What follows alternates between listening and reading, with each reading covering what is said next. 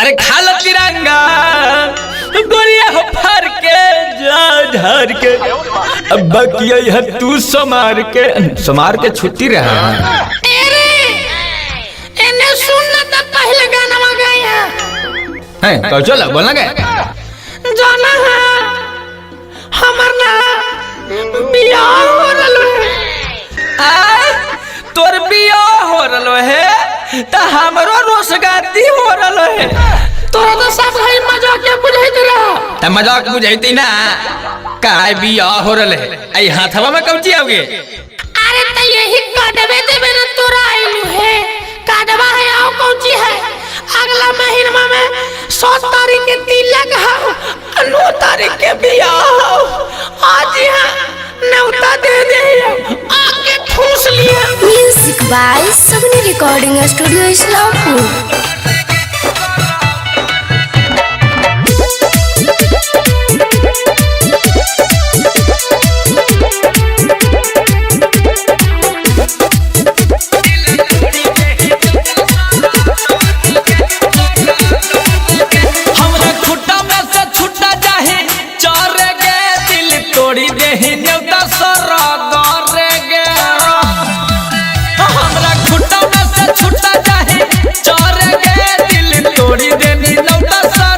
हमरा करी के तबाह करले मितू बियाह तू त चल जाई पियावा के घर गे हमरा खुटा में से छुटा जाही चल गे दिल तोड़ी देही नेता सरा डर गे हमरा खुटा में से छुटा जाही चल गे दिल तोड़ी देही नेता सरा डर गे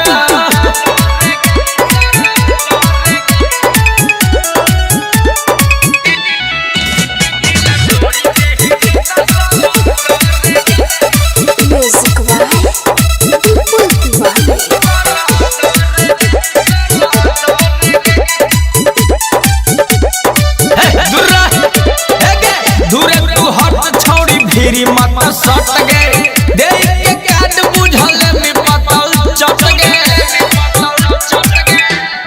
हां हां दूर तू हट छौड़ी फिरी मत सट गए देख के काट बुझल में पतल चट गए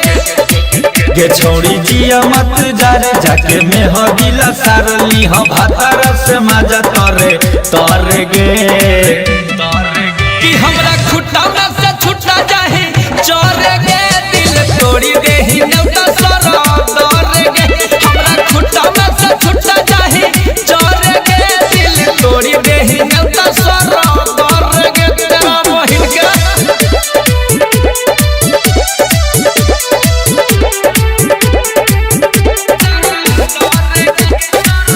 music by Sagani recording studio Islampur.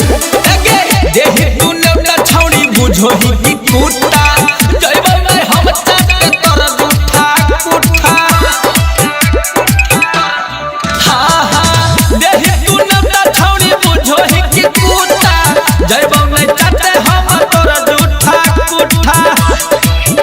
कहे रौशन पुजारी सुन कुंदन बिहारी जइतो पियावा के सेज पापा सरे गे कि हमरा खुटा में से छुटा जाही चोर गे दिल तोड़ी देही नेता सरा डर गे हमरा खुटा में से छुटा जाही चोर गे दिल तोड़ी देही नेता सरा डर गे music by Sagani recording studio Islampur.